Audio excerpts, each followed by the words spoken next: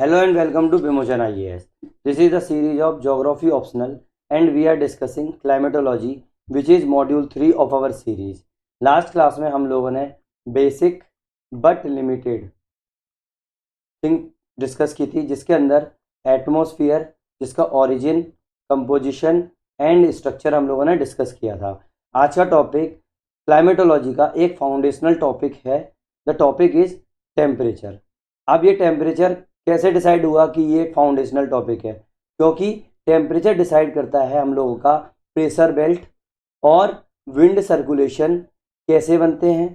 Second is humidity, precipitation और cloud formation कौन कैसे और कहाँ होता है और कितना होता है, ये कौन डिसाइड करता है? टेम्परेचर डिसाइड करता है। और हर रीजन का क्लाइमेट कैरेक्टर कैसे डेवलप होता है वो भी कौन डिसाइड करेगा? आप लोगों का टेम्परेचर डिसाइड करेगा। तो अगर आपको टेम्परेचर का कंसेप्ट क्लियर नहीं है ना, तो क्लाइमेटोलॉजी की डीपर अंडरस्टैंडिंग पॉसिबल नहीं है। इसी वजह से यूपीएससी बार बार इस टॉपिक से डायरेक्ट और इनडायरेक्ट क्वेश्चन पूछता है, चाहे वो फैक्टर्स कंट्रोलिंग टेम्परेचर हो, टेम्परेचर इन्वर्जन हो या अर्थ का हीट बजट। मैक्सिमम आप लोगों का टेम्परेचर इन्वर्जन पर क्वेश्चन आए हुए हैं, अर्थ के हीट बजट पर क्वेश्चन आए हुए हैं, ठीक है, डायरेक्टली और इनडायरेक्टली आप लोग इसको कहीं भी यूज कर सकते हो। अब आप देख पा रहे होंगे कि मैंने यहाँ पर टेम्परेचर 1 लिखा हुआ है। दैट मीन्स एक वीडियो में हम लोगों को ये पूरा का पूरा डिस्कस करना इम्पॉसिबल टाइप का टास्क है ऑन यूट्यूब। हाँ, क्लास के अंदर एक ही लेक्चर में मैं सब कुछ कंप्लीट करा देता हूँ। तो यूट्यूब पर मैंने क्या किया, इसको 2 पार्ट में डिवाइड कर दिया, तो इसीलिए टॉपिक 2A है। ठीक है, समझ में आई नहीं वाली बात? तो स्टार्ट करें, है ना? स्टार्ट करते हैं।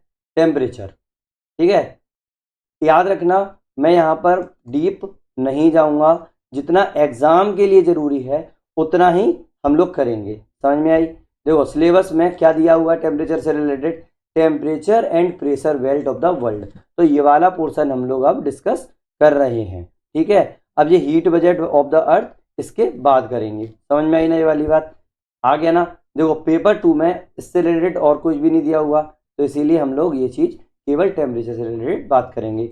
अब PYQ से हम लोगों को आइडिया होता है कि ये कितना इंपॉर्टेंट है। अब देखो जितनी बार भी क्वेश्चन आया, देखो लास्ट टाइम 23 में क्वेश्चन आ चुका है और इस बार भी एक क्वेश्चन आना ही आना है। तुम देखना 2025 में अभी जैसी क्वेश्चन जब पेपर कंप्लीट होगा आप लोगों को समझ में आएगा कि ये क्वेश्चन आना ही आना है टेम्परेचर के ऊपर। ठीक है, तो देखो inversion of temperature, inversion of the temperature, inversion of the temperature, हर जगह inversion of the temperature, insolation of the temperature, है कि नहीं है? उसके बाद मतलब हीट बजट से रिलेटेड चीज हो गई, ये भी हीट बजट से रिलेटेड चीज हो गई, तो इसीलिए आप लोगों का ये चीज इंपॉर्टेंट हो गई। और प्रेशर बेल्ट से 40 ईयर्स में आज तक कोई भी क्वेश्चन नहीं पूछा है। तो आप ये समझ जाना कि मैं किस तरीके से आप लोगों को बताऊंगा। भाई ये मेरा पहले बेस आप लोगों को बता देता हूँ, जिससे आप लोग पढ़ते टाइम पे ये नहीं हो कि आप लोग बोलोगे अरे आपने तो ये कराया ही नहीं है, ये कवर नहीं कराया, हमें नहीं देखना वीडियोस।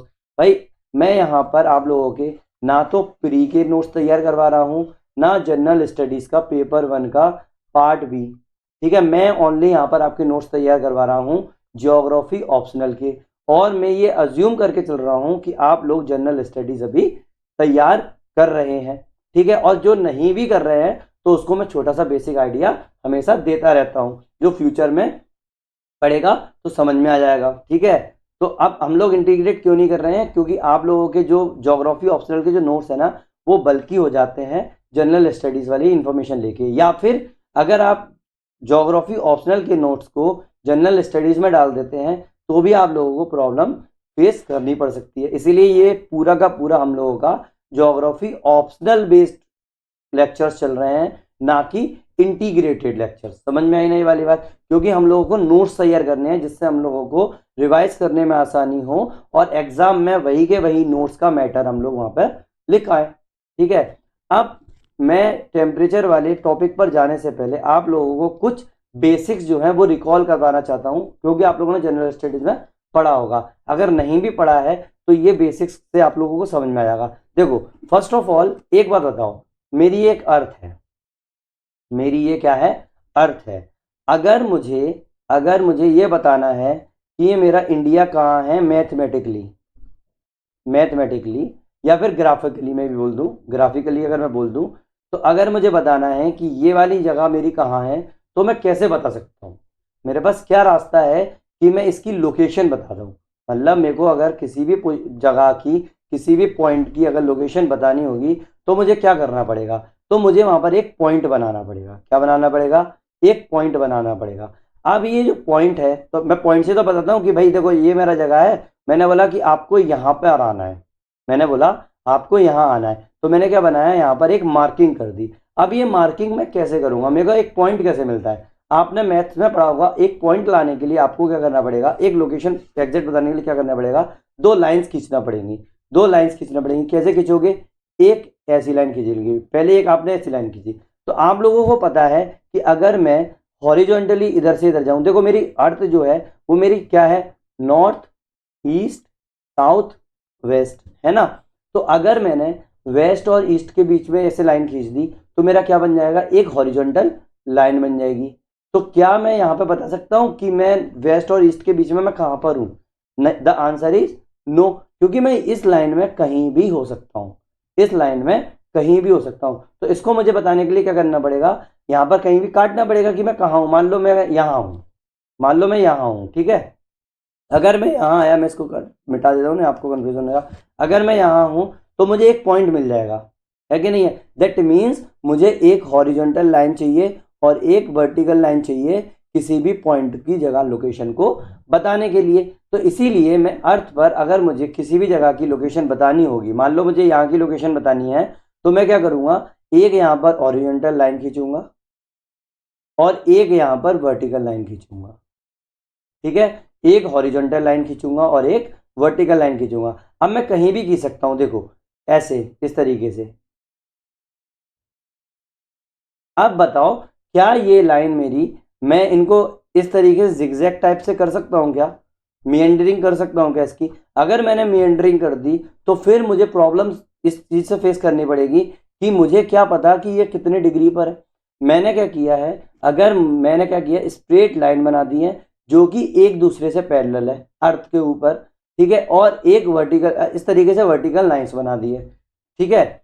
अब देखो नॉर्मली एक और चीज है कि आप लोगों की अर्थ जो है, आप लोगों की अर्थ जो है, हम लोगों ने आप इस अर्थ में हॉरिजॉन्टली तो हम लोगों को आसानी से कर दिया हॉरिजॉन्टल। अब देखो जो हॉरिजॉन्टल लाइन हम लोगों ने खींची है ना, उसको हम लोग बोलते हैं लैटिट्यूड। क्या बोलेंगे? लैटिट्यूड। ये बना हुआ है, ये मैं दिखाता हूँ, लिखने की जरूरत क्या है।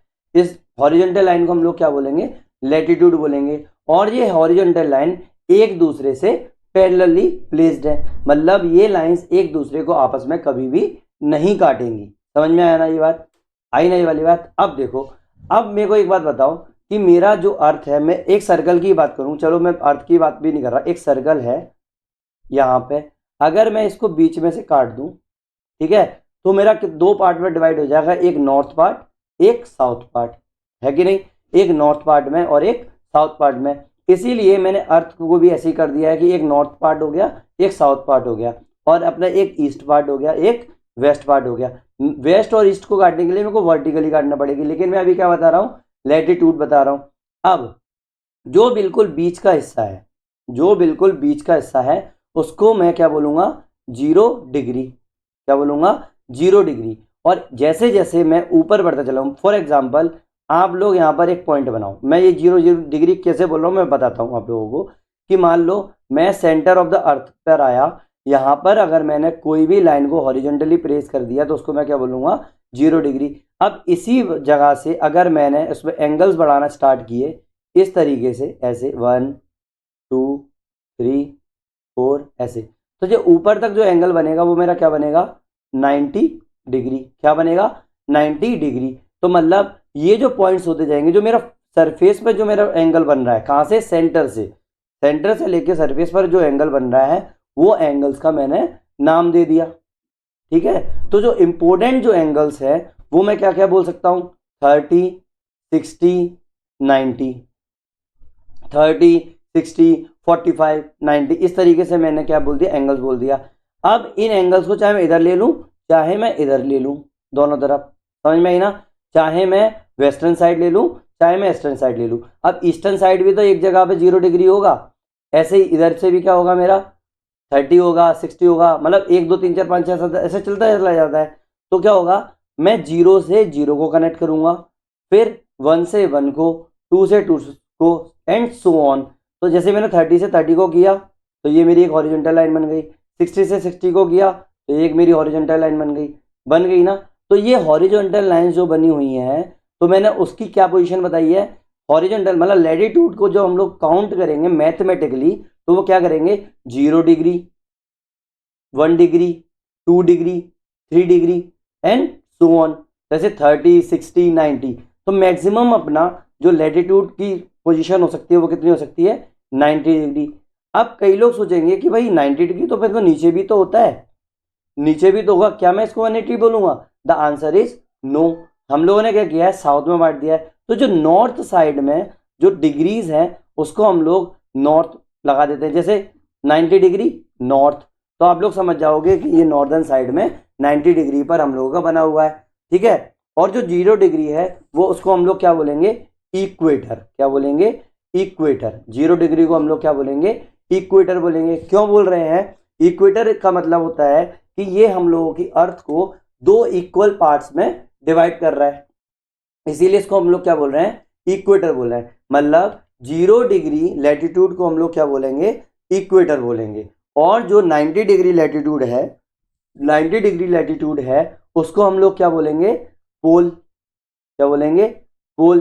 तो अगर मैं साउथ में जाऊंगा तो वो जाएगा सदर्न साइड, नॉर्थ में जाऊंगा तो नॉर्दर्न साइड। मतलब साउथ में अगर मेरे को बताना है 60 डिग्री साउथ, तो आप लोग ऑटोमेटिक पोजीशन लगा देंगे यहाँ पे 60 डिग्री साउथ, है कि नहीं है। अगर मैंने बोला 90 डिग्री साउथ तो मेरा कौन सी पोजीशन होगी, ये वाली। अब देखो, एक अपना जब अगर आप सर्कल लोगे तो जो लाइन होगी जैसे जैसे आप लैटिट्यूड में ऊपर की तरफ बढ़ते जाएंगे, ऊपर की तरफ इन द सेंस 0 से डिग्री 90 इक्वेटर से लेके अगर पोल की तरफ बढ़ोगे, मतलब दूसरी भाषा में बोल सकता हूँ 0 डिग्री से लेके 90 डिग्री तक ऊपर जैसे चलते चले जाओगे, तो आप लोगों का जो लैटिट्यूड की जो लेंथ है वो क्या होगी, कम होती चली जाएगी। देखो ये कम है, ये कम है, क्योंकि मेरा जो सर्कल है वो भी तो वहां पर भी तो कम हो रहा है ना, है कि नहीं। समझ में आया ना ये वाली बात। दैट मीन्स जो उसकी लेंथ है, जो उसका साइज है, वो क्या हो जाएगा, आपके लैटिट्यूड बढ़ने के, लैटिट्यूड की पोजीशन बढ़ने के साथ साथ, एंगल बढ़ने के साथ साथ वो कम होता चला जाएगा। समझ में आई ना ये वाली बात। नेक्स्ट इज अपना जो 0 डिग्री है वो इक्वेटर कहलाता है, 90 डिग्री है वो पोल कहलाता है। और नॉर्थ में जो 30 डिग्री है, जो 30 डिग्री है उसको हम लोग बोलते हैं, उसको हम लोग बोलते हैं, because of technical problem I think ये पॉज हो गया था। मैं कहाँ था, मैं आपको दोबारा से बताता हूँ। मैं आप लोगों को पोजीशंस बता रहा था, मैं आप लोगों को पोजीशंस बता रहा था लैटिट्यूड की। 0 डिग्री को हम लोग क्या बोलेंगे, इक्वेटर, ठीक है। ऐसे ही 90 डिग्री को हम लोग क्या बोलेंगे, पोल। अब चाहे उसको नॉर्थ में होगा तो नॉर्थ पोल बोल दोगे, साउथ में होगा तो साउथ पोल बोल दोगे। और जो इंपॉर्टेंट आप लोगों के लैटिट्यूड्स हैं उनके भी नाम देख लो। 23.5 डिग्री, 23.5 डिग्री, इसको अगर नॉर्दर्न साइड में होगा तो इसको हम लोग क्या बोलेंगे, ट्रॉपिक ऑफ कैंसर। क्या बोलेंगे, ट्रॉपिक ऑफ कैंसर। और अगर ये 23.5 डिग्री साउथ में हुआ, ये नॉर्थ था, 23.5 डिग्री साउथ में हुआ, उसको हम लोग बोलेंगे tropic of Capricorn. Tropic of Capricorn. समझ में आई ना ये वाली बात, आई ना, हो गया ना समझ में ये वाली बात। अब जो सर्कल्स है वो हम लोग बाद में देखेंगे, बस आप लोगों को मैंने मोटा मोटा वो बता दिया लैटिट्यूड। अब एज अ इंडियन हम लोगों को हमेशा कंफ्यूजन होता है, भाई ट्रॉपिक ऑफ कैंसर कहाँ है, ट्रॉपिक ऑफ कैप्रिकॉर्न कहाँ है। तो आप लोग को दिमाग में ये रखो कि एक चीज़ मैंने आप लोगों को कब, जब मैं जियोमॉर्फोलॉजी बता रहा था, ओरिजिन बता रहा था, उस टाइम पे जब मैं बेसिक्स समझा रहा था, तो मैंने आप लोगों को बताया था कि जो हम लोगों का नॉर्दर्न हेमिस्फीयर है, मतलब जो नॉर्दर्न साइड है अर्थ का, उस साइड लैंड ज़्यादा है, ठीक है, लैंड ज़्यादा है। दैट मीन्स यहाँ पर हम लोगों के ह्यूमन की पॉपुलेशन ज़्यादा है, ह्यूमन पॉपुलेशन ज़्यादा है। समझ में आने वाली बात आ गई ना, ह्यूमन पॉपुलेशन ज़्यादा है। और ह्यूमन का नेचर कैसा होता है, सीधी सीधी बात है, ह्यूमन का नेचर कैसा होता है भाई, वो किसी को भी नहीं छोड़ता, आपस में किसी को भी पीठ में खंजर मार सकता है। That means he acts like a cancer, he acts like a cancer. तो बस ये दिमाग में रखो कि ह्यूमन वाली जगह है, नॉर्थ साइड में कैंसर होगा, तो ट्रॉपिक ऑफ कैंसर। अब ये ट्रॉपिक ऑफ कैप्रिकॉर्न और ट्रॉपिक ऑफ कैंसर इतने इंपॉर्टेंट क्यों हुए, इतने इंपॉर्टेंट क्यों हुए, एक्चुअली अर्थ की टिल्टिंग पर डिपेंड करता है, वो मैं अभी आपको बाद में बताऊंगा, अभी आगे की स्लाइड्स है उसमें समझाऊंगा। ठीक है, आप तो अभी मोटा मोटा ये समझो कि एक जो हॉरिजॉन्टल लाइन है, हॉरिजॉन्टल लाइन है उसको हम लोग लैटिट्यूड बोल रहे हैं, चाहे वो नॉर्थ में हो चाहे वो साउथ में हो। जैसे जैसे हम लोग ऊपर की तरफ मतलब इक्वेटर से पोल की तरफ बढ़ते चले जाएंगे, हम लोगों की जो लैटिट्यूड का जो साइज है वो कम होता चला जाएगा। समझ में आई ना ये वाली बात, आ गई ना। Next is longitude. क्या है लॉन्जिट्यूड, लॉन्जिट्यूड जो है हम लोगों की वर्टिकल लाइन है, वर्टिकल लाइन है, और these are from 0 degree to 180 degree. क्यों, क्योंकि आप लोगों का यहां से स्टार्ट होगा, देखो मैं भी आपको आगे और बताता जाता हूं, आप लोगों का आगे से स्टार्ट होगा, जिसको 0 डिग्री लैटिट्यूड है ना उसको हम लोग बोलेंगे प्राइम मेरिडियन। क्या बोलेंगे, प्राइम मेरिडियन। ठीक है, प्राइम मेरिडियन या फिर ग्रीनविच लाइन, ग्रीनविच लाइन। क्यों, क्योंकि लंदन में एक शहर है ग्रीनविच, जहां पर हम लोगों ने उसको कंसीडर किया कि ये 0 डिग्री होगा। क्यों, जिस जगह पर उस टाइम पे जब ये बना था उस टाइम पर सबसे ज्यादा मोस्ट पावरफुल नेशन कौन सा था भाई, अपना इंग्लैंड। तो उस टाइम पे लंदन में डिसाइड कर लिया कि भाई ये हम लोगों का ये जगह है वो 0 डिग्री है। अब यहां से अगर आप ईस्ट में जाओ चाहे वेस्ट में जाओ, ईस्ट में जाओ चाहे वेस्ट में जाओ, उस हिसाब से आप इसको डिसाइड कर लो। तो मतलब इधर की तरफ जाओगे तो पीछे का एग्जैक्ट उसके पीछे ग्रीनविच के एग्जैक्ट पीछे क्या होगा मेरा 180 डिग्री होगा, तो उसको मैं क्या बोलूंगा एंटी प्राइम मेरिडियन। क्या बोलूंगा, एंटी प्राइम मेरिडियन। समझ में आया ना, लॉन्जिट्यूड और लैटिट्यूड। लैटिट्यूड देखो एज अ हिंदी तो हम लोग उसको लैटी मतलब लेटा हुआ, तो लैटिट्यूड मतलब लेटा हुआ मतलब हॉरिजॉन्टल, लॉन्जिट्यूड मतलब लंबा। समझ में आने वाली बात। और लैटिट्यूड का जो साइज था वो क्या था, धीरे धीरे कम होता चला जा रहा था जैसे जैसे आप बढ़ रहे थे, बट लॉन्जिट्यूड का जो साइज है ना वो आप लोगों का सेम रहने वाला है। क्यों, क्योंकि ये कोई भी आपकी पैरेलल लाइंस नहीं है। समझ में आई ना ये वाली बात, आ गई ना। नाउ अब देखो वही चीज मैंने बताया कि जो आप लोगों का जो नॉर्थ पोल 90 डिग्री है उसको हम नॉर्थ पोल बोल रहे हैं, ये जो सर्कल है 66 डिग्री पर उसको हम लोग क्या बोल रहे हैं, आर्कटिक सर्कल बोल रहे हैं। क्या बोल रहे हैं, आर्कटिक सर्कल। ये क्या है, ये आर्कटिक है, ये एंटार्क्टिक है, ये पता ही होगा आप लोगों को, ये इक्वेटर है। तो अगर मैं 66.5 डिग्री तक देखूं नॉर्थ तक, ये आपको सिर्फ बेसिक्स बता रहा हूं, जब धीरे धीरे अपन लोग और ज़्यादा सर्कुलेशंस वगैरह में जाएंगे तो ये आप लोगों को और समझ में आएगा। तो मोटे मोटे आप लोगों की जो इंपॉर्टेंट हॉरिजॉन्टल लाइंस हैं, जो आप लोगों के लैटिट्यूड है, बस वो माइंड में रखो, 66.5 डिग्री नॉर्थ और 66.5 डिग्री साउथ। तो एंड ये हो गया आपका आर्कटिक सर्कल, ये हो गया आप लोगों का एंटार्क्टिक सर्कल। क्या हो गया, आर्कटिक सर्कल और एंटार्क्टिक सर्कल। ठीक है, 90 डिग्री नॉर्थ और 90 डिग्री साउथ के हो जाएंगे north pole and south pole respectively. Next is 23.5 degree north, 23.5 degree south, ये क्या हो जाएगा ट्रॉपिक ऑफ कैंसर, ये हो जाएगा ट्रॉपिक ऑफ कैप्रिकॉर्न। और 0 डिग्री पर क्या होगा आप लोगों का इक्वेटर होगा। समझ में आया ना। तो ये इंपॉर्टेंट लैटिट्यूड्स है, ये दिमाग में रखना, क्योंकि आप लोगों को जो मैं लेक्चर जो आगे के जो टॉपिक मैं डिस्कस करने वाला हूँ उसमें आप लोगों को जरूरत पड़ेगी और आप लोगों को समझ में ही नहीं आएगा कि ये टर्म्स क्या है। ठीक है, नेक्स्ट इज वही अपना लॉन्जिट्यूड। तो देखो ये आप लोगों का प्राइम मेरिडियन है 0 डिग्री, मतलब ग्रीनविच पर जो रेखा है जिसको बोलते हैं। हाँ ठीक है, जो उसके बैक साइड है वो क्या हो जाएगा एंटी मेरिडियन ऑफ ग्रीनविच। ठीक है, ये 0 डिग्री 180 डिग्री। अब आप चाहो तो इधर जाओ, तो इधर जाओगे तो उसको क्या बोलोगे लॉन्जिट्यूड ईस्ट, और इधर जाओगे तो आप क्या बोलोगे लॉन्जिट्यूड वेस्ट। समझ में आया ना ये वाली बात। नॉर्मली मैं अभी आपको इंटरनेशनल डेट लाइंस के बारे में बता ही नहीं रहा हूँ, ये जब जरूरत होगी तब आगे बताऊंगा। ठीक है, चालू करें। अब देखो एक चीज और देख लो, वही मैंने 23.5 डिग्री की बात की थी, एक्चुअली वो है 23.44 डिग्री, लेकिन अपन मोटा मोटा 23.5 डिग्री लिख लेते हैं। जब मैंने आपको मैग्नेटिक पोल के बारे में बताया था, मैग्नेटिज्म जब मैं समझा रहा था, तो उस टाइम पर मैंने आप लोगों को मैग्नेटिक पोल के बारे में बता दिया था, ठीक है, actual south pole, north pole. तो नॉर्थ के साइड आप लोगों का मैग्नेटिक साउथ पोल होता है कि नहीं है, नॉर्थ के साइड में। तो अब ये जो है वो चीज़ हो गई। अब देखो कि हम लोग क्या सोचते हैं कि हम लोगों की जो अर्थ है ना वो ऐसे रोटेट करती है इस एक्सिस पर, ठीक है। आप लोगों को लगता है कि भाई ये एक वर्टिकल एक्सिस है, इस तरीके से अपनी अर्थ जो है वो रोटेट कर रही है, but in the actual world it is not so.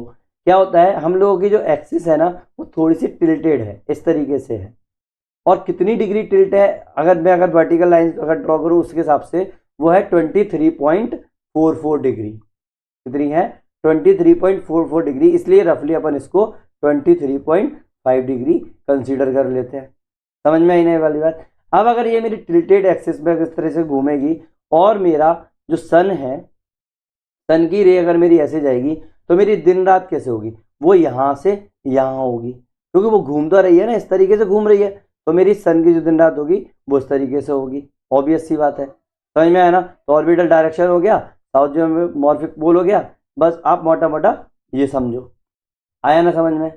अब हम लोगों ने टेम्परेचर को ही क्यों कंसिडर किया, एक्चुअली जब हम लोग क्लाइमेट और वेदर के बारे में पढ़ना स्टार्ट करते हैं तो उस टाइम पे हम लोग देखते हैं कि एटमॉस्फेयर को जो कंट्रोल करता है, मैंने लास्ट वीडियो में ये चीज़ बताई थी, मैंने वही स्लाइड कॉपी और पेस्ट की हुई है, ठीक है। एटमॉस्फेरिक कंट्रोल के जो है 5 फंडामेंटल एलिमेंट्स होते हैं, कौन से, temperature, air pressure, wind, humidity, cloud and precipitation. तो सबसे पहले हम लोगों को पढ़ना क्या पड़ेगा भाई, टेम्परेचर पढ़ना पड़ेगा, क्योंकि ये डिटरमाइन करता है हीट डिस्ट्रीब्यूशन को, और यही आप लोगों को एयर प्रेशर को कंट्रोल करता है, यही विंड की डायरेक्शन, यही ह्यूमिडिटी, सब कुछ इसी से कनेक्टेड है। इसीलिए हम लोग क्या कर रहे हैं, टेम्परेचर पढ़ रहे हैं। अब टेम्परेचर पढ़ने से पहले एक छोटा सा बेसिक चीज और है, वो आप लोग दिमाग में रखना कि जब भी अपन बात करेंगे ऑटोमेटिक आप लोगों को समझ में आ जाएगा, वो जो आप लोगों को नेक्स्ट वीडियो में भी हेल्प करेगा। देखो जब कहीं भी, देखो आप एक बात बताना, आप किसी चीज को अगर गर्म करते हो, नॉर्मली आप किसी चीज को अगर गर्म करते हो, एक पतीला है जिसके अंदर आप लोगों का मान लो एक वाटर भरा हुआ है, मैं आपको एक प्रैक्टिकल तौर पे बता रहा हूँ, यहाँ पे वाटर भरा हुआ है, तो और यहाँ पे मैंने इसको क्या किया, गर्म किया इस चीज को, ये मेरा आग है, ठीक है। अब आप मेरी ड्राइंग पे हंसना मत, ठीक है, ये हो गया, ये मेरा हो गया, ये मेरा वाटर गर्म कर रहा हूँ। तो इस टाइम पे वाटर की डेंसिटी हाई है ना, वाटर डेंसिटी हाई है ना, ठीक है, वाटर डेंसिटी हाई है। अब अगर मैं इसको गर्म करूंगा तो इसके मॉलिक्यूल्स क्या होंगे, वो दूर दूर जाएंगे, दैट मीन्स ये क्या होगी, इसकी डेंसिटी घटती चली जाएगी, इसकी डेंसिटी घटती चली जाएगी, और ये क्या हो जाएगा, आप लोगों की स्टीम में कन्वर्ट होगा, स्टीम में कन्वर्ट होगा। तो क्या होगा, ये जो वाटर जो पतीले में था वो वाटर अपना धीरे धीरे उठेगा, स्टार्ट होगा, ऊपर उठना स्टार्ट होगा, है कि नहीं। क्यों ऊपर उठना स्टार्ट हुआ, क्योंकि डेंसिटी जैसे जैसे डिक्रीज होती चली जाएगी, वो क्या होगी, आपकी ग्रेविटी का जो उस पर इफेक्ट जो होगा वो कम होता चला जाएगा, दैट मीन्स वो क्या होगी, ऊपर की तरफ उठती चली जाएगी। समझ में आई नहीं वाली बात। और जब वो ऊपर की तरफ उठती चली जाएगी तो क्या होगा, आप लोगों का ऊपर जाकर वो चीजें क्या होंगी, ठंडी हो जाएंगी, क्योंकि मैंने लास्ट वीडियो में आप लोगों को बताया था कि जैसे जैसे आप लोगों के सरफेस से अगर ऊपर तक चलते चले जाते हो ट्रोपोस्फियर के अंदर, तो क्या होगा, आप लोगों का टेम्परेचर हाइट के साथ क्या होगा, डिक्रीज होता चला जाता है कि नहीं है। तो टेम्परेचर हाइट के साथ डिक्रीज होता चला जाता है, मोटा मोटा ये समझो पहले। तो दैट मीन्स आप लोगों का, अब जैसे ये हुआ तो अब ऊपर क्या हुआ, यहाँ पर क्या हुआ, जो प्रेशर हुआ, जो हॉट इलाका है, अब ये क्या हुआ, ये जगह तो खाली हो गई, ये जगह खाली हो गई, तो यहाँ पर कौन सी चीज आएगी, यहाँ पर ठंडी चीज इसको फिल करेगी। दैट मीन्स जो इलाका अगर आपका हॉट होगा वो आप लोगों का क्या होगा, वहां पर आप लोगों का प्रेशर कम होगा, और प्रेशर कम होगा तो वहां पर ऐसी जगह से चीजें आएंगी जहां पर आप लोगों का प्रेशर ज्यादा होगा। दैट मीन्स जो आप लोगों की ठंडी जगह है वहां पर आप लोगों का प्रेशर ज्यादा होगा, क्योंकि हमेशा जो डायरेक्शन होती है प्रेशर की वो हमेशा कोल्ड टू हॉट की तरफ होती है कि नहीं। क्योंकि वर्टिकली बात कर रहा हूं मैं, अगर अपनी वर्टिकली प्रैक्टिकल लाइफ में बात कर रहा हूं कि जब आप लोगों का हॉट जगह खाली होगी, हॉट जगह क्या होती है, हॉट जगह खाली होगी क्योंकि एयर जो होगी हॉट होने के साथ साथ ऊपर की तरफ उठेगी। एयर जैसे जैसे गर्म होगी, ये तो मैंने आपको वाटर का एग्जांपल दिया था। एक्चुअली अपन लोग जो अपना क्लाइमेटोलॉजी है उसके अंदर हम लोग क्या डिस्कस कर रहे हैं, एयर इस पर डिस्कस कर रहे हैं। तो हम लोग क्या करेंगे, एयर करेंगे। तो जैसे जैसे आप लोगों की एयर गर्म होती चली जाएगी, वो वर्टिकली क्या होगी, ऊपर की तरफ उठती चली जाएगी। और जैसे वो ऊपर उठेगी तो यहाँ पर क्या हो जाएगा, ये जगह खाली हो जाएगी। तो दैट मीन्स ये क्या हो जाएगा, लो प्रेशर हो जाएगा। अब जो ऊपर या आसपास जो भी आप लोगों की कोल्ड एयर है, अब कोल्ड एयर में क्या होगा, आप लोगों का जो प्रेशर है वो हाई होगा। अब ये जो हाई प्रेशर है वो कहाँ जाएगा, आपका लो प्रेशर की तरफ मूव करेगा। दैट मीन्स जो आप लोगों की डायरेक्शन जो होती है वो क्या होती है, हाई से लेके लो प्रेशर तक। ठीक है, डायरेक्शन हमेशा हाई प्रेशर से लेके लो प्रेशर तक जाती है। तो इसका मतलब हॉट एयर जो होगी उसकी डेंसिटी कम होगी, तो इसका मतलब आपका जो प्रेशर होगा वो कम होगा। कोल्ड एयर जो होगी उसकी डेंसिटी हाई होगी, उसका प्रेशर जो होगा वो हाई होगा। तो टेम्परेचर बढ़ने के साथ साथ आप लोगों का प्रेशर जो होता है वो कम होता चला जाता है। यही आप लोगों का टेम्परेचर और प्रेशर का रिलेशन है। अब कॉमन सेंस लगाना, अगर कोई इलाका है, जैसे कोई एक इलाका है, जैसे मैंने मान लिया आपका एक डेजर्ट इलाका है, ठीक है, और उसके पास में आप लोगों का एक सिंपल ह्यूमिड इलाका है। क्या है, आप लोगों का सिंपल एक ह्यूमिड इलाका है, मान लो। अब डेजर्ट इलाके के अंदर मैं ये चीज मिटा रहा हूँ, डेजर्ट इलाके के अंदर आप लोगों का टेम्परेचर क्या है, हॉट है, और ह्यूमिड इलाके के अंदर आप लोगों का टेम्परेचर थोड़ा सा कोल्ड है इसके कंपैरिजन में। तो मेरी यहाँ पर जो एयर की जो फ्लो होगा, जो एयर मेरी फ्लो करेगी वो किधर से किधर करेगी, ह्यूमिड इलाके से लेके डेजर्ट इलाके तक। ये तो मैं हॉरिजॉन्टल बात कर रहा हूँ।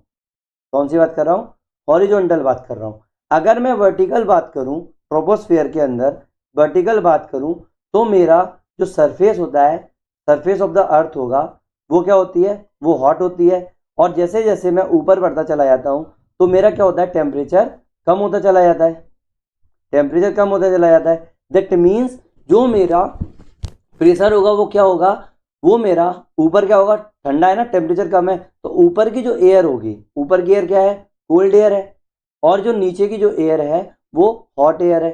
अब मैं ये नहीं बता रहा हूँ कि एडियाबैटिक हीटिंग क्या होती है ना, या फिर कॉन्टेक्चुअल हीटिंग क्या होती है, वो आप लोग सब जीएस में पढ़ ही रहे होंगे। नहीं पढ़ रहे होंगे तो वो अपन जब बाद में सीरीज लेके आएंगे तो उसमें और ज़्यादा बताऊंगा, और आगे ज़रूरत पड़ेगी, आगे ज़रूरत पड़ेगी तब भी मैं ये टर्म्स के बारे में आप लोगों को बताऊंगा।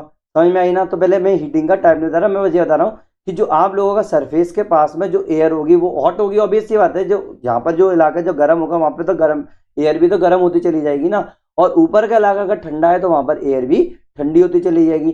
तो जो कोल्ड एयर है वो क्या करेगी, वो हॉट की तरफ आने की कोशिश करेगी। तो कोल्ड एयर जो होगी वो हॉट की तरफ आने की कोशिश करेगी, और हॉट एयर जो है, हॉट एयर जो है उसकी डेंसिटी कम होने के कारण वो क्या होगी, वो ऊपर की तरफ उठेगी। That means we can not say that कि जो हम लोगों का सर्कुलेशन है वो हॉट से कोल्ड की तरफ जा रहा है, लेकिन जो कोल्ड एयर है वो हॉट का जो एरिया, जो ये एरिया तो खाली हो गया ना, क्योंकि हॉट एयर ऊपर उठ गई तो ये एरिया खाली हो गया। दैट मीन्स ये मेरा लो प्रेशर जोन बन गया।